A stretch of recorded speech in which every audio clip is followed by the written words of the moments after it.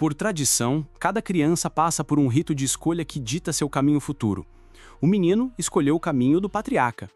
Ele pensava que desfrutaria de uma vida abastada e rica, mas esses sonhos foram instantaneamente despedaçados porque Jin não tinha a esgrima básica necessária para ser um membro do clã Hankendall. O mundo é governado pelo clã Hankendall, especializado em maestria de espada de elite.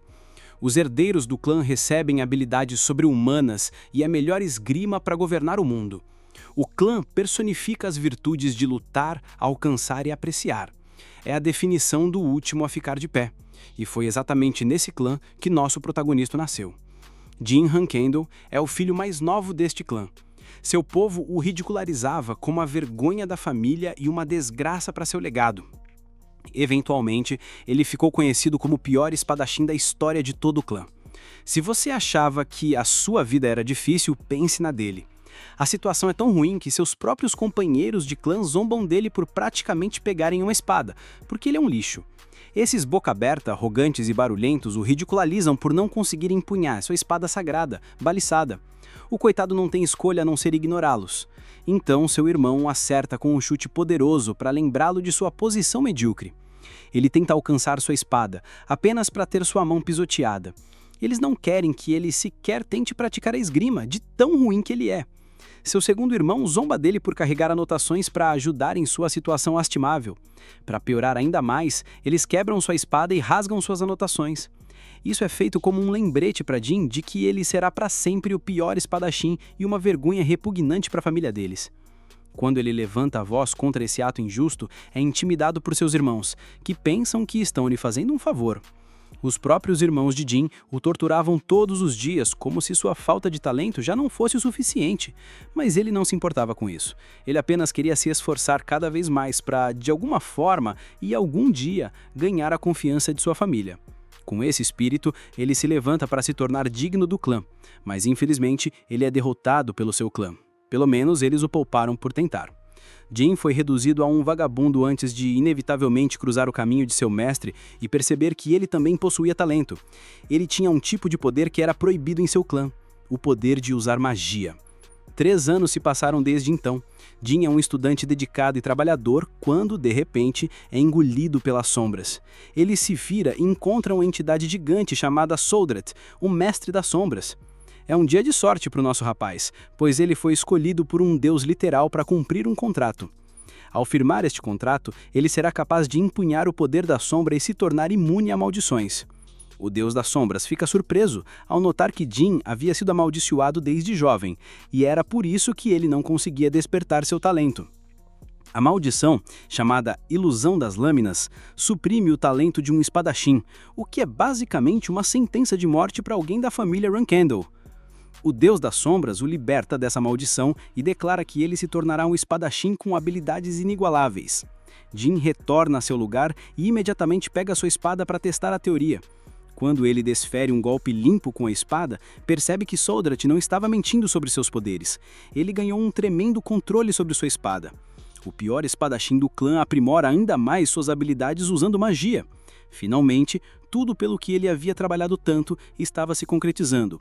Ou era o que ele pensava. Avançando no tempo para seu estado lastimável, Jin foi subitamente atacado e derrotado.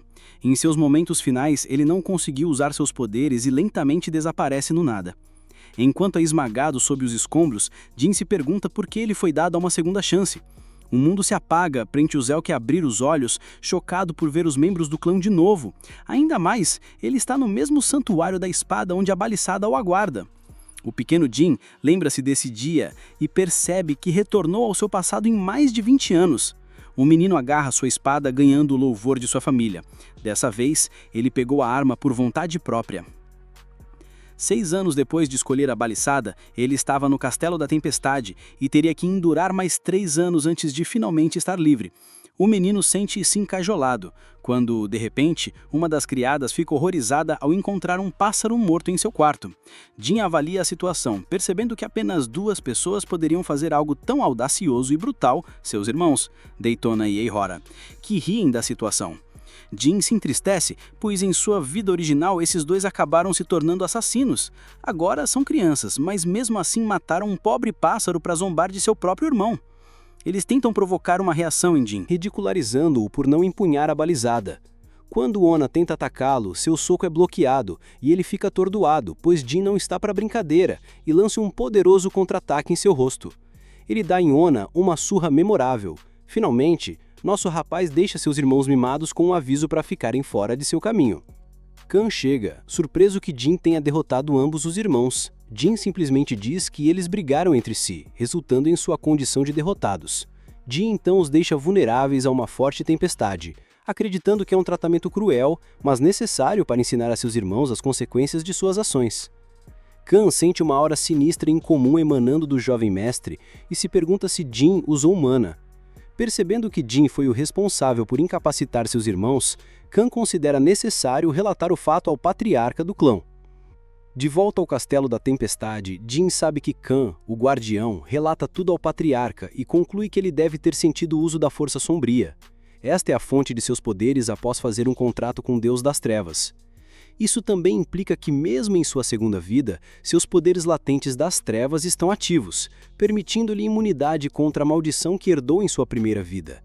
Não mais sujeito a uma maldição, Jin mudou a história, pois não será mais lembrado como o pior espadachim. Seu próximo obstáculo é um confronto com seu pai, o Patriarca. Após o relatório de Kan, o Patriarca diz ao Cavaleiro Guardião para reunir os porta-estandartes, sentindo a necessidade de uma reunião com seu filho. Com todos os 200 cavaleiros da família Runkendall preparados, o lendário Patriarca marcha de volta para o Castelo da Tempestade. Kan chega e exige que Onna e Daytona sejam convocados. Ele pergunta diretamente sobre seus erros, mas os irmãos tentam agir de atrevido e respondem que não fizeram nada, culpando Jin por atacá-los com um poder estranho, semelhante à magia. O Patriarca não se deixa persuadir e os deixa com um aviso frio, dizendo que sua sobrevivência no clã será curta com uma mentalidade tão fraca. Ele então exige que Jin seja convocado. Jin se apresenta diante de seu pai, Kiran Runkendall, o chefe da família e a pessoa mais forte, classificado como um cavaleiro divino estelar e um semideus. Depois de atingir tais alturas de poder, as emoções humanas de Kiran foram embotadas. Sua única paixão é uma obsessão pela grandeza e prosperidade de seu clã.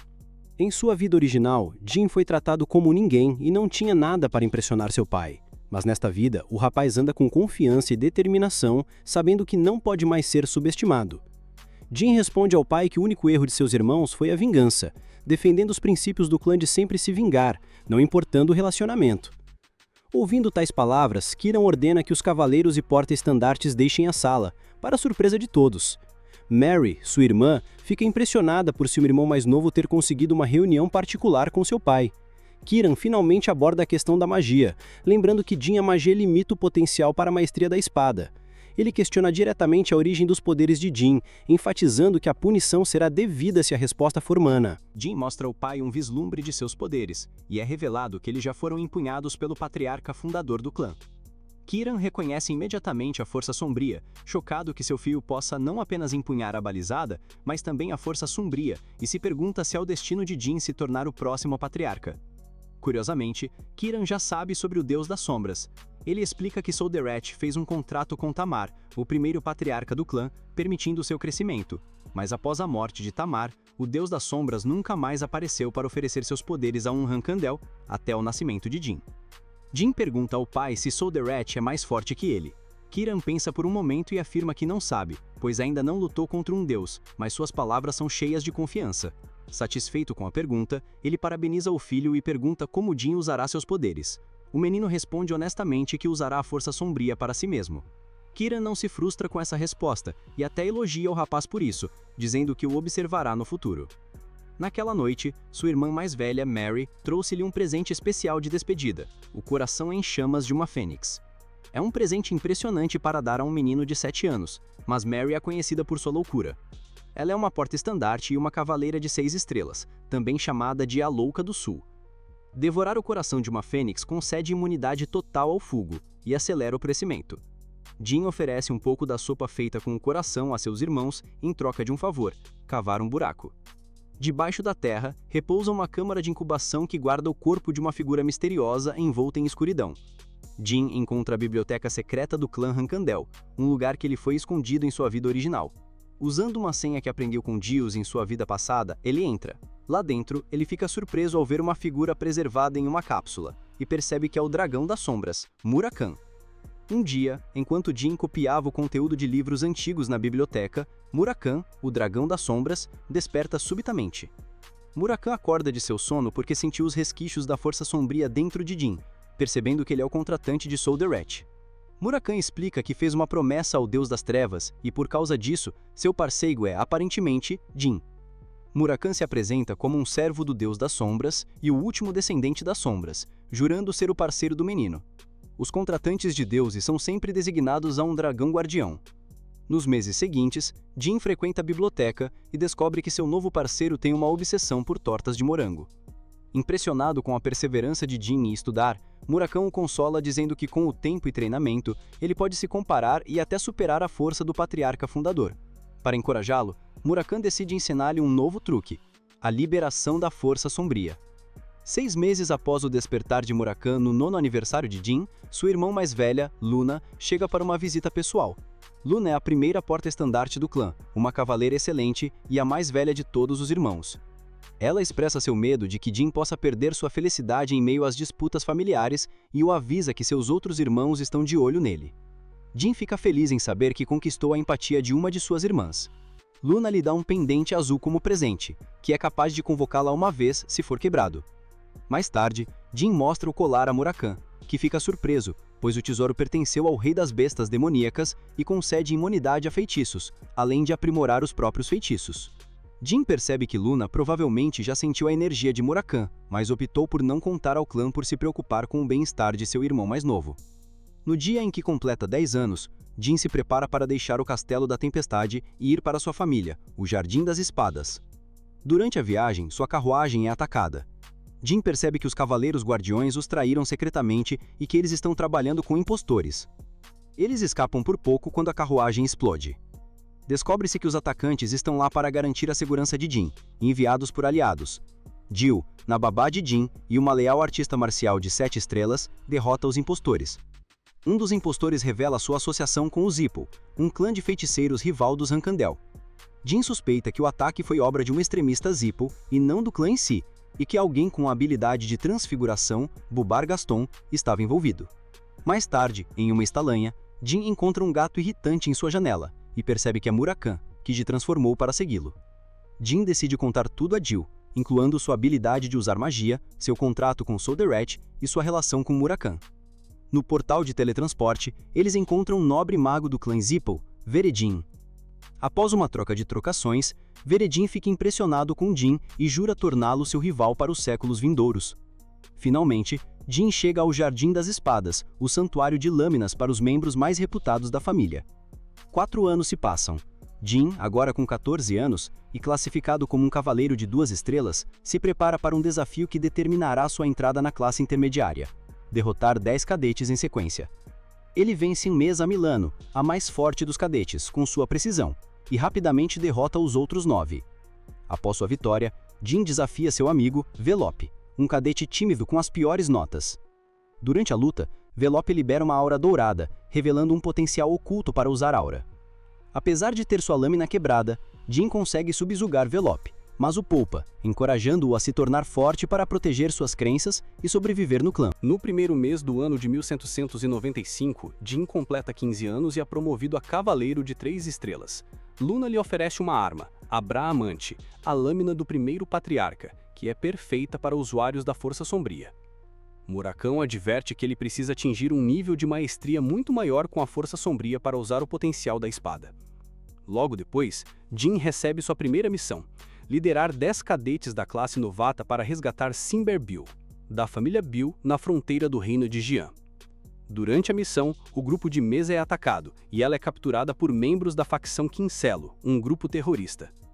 Jin parte sozinho para resgatar Mesa, planejando se infiltrar na base inimiga em vez de confrontá-los diretamente. Ele consegue libertá-la, mas eles são confrontados por um lobisomem branco, uma criatura formidável que odeia os Runkindel. Sabendo que está em grande perigo, a única esperança de Jin é despertar o poder de sua espada. Em um feixe de luz, a lâmina acende e ele consegue ferir gravemente o monstro. No entanto, o esforço de ativar a espada prematuramente o sobrecarrega com a força sombria, causando uma dor excruciante. ele consegue superar a dor e descobre que o homem que eles deveriam resgatar, Simberbill, também estava lá. Com a missão concluída, o nível de Jin na Força Sombria sobe para 4 estrelas.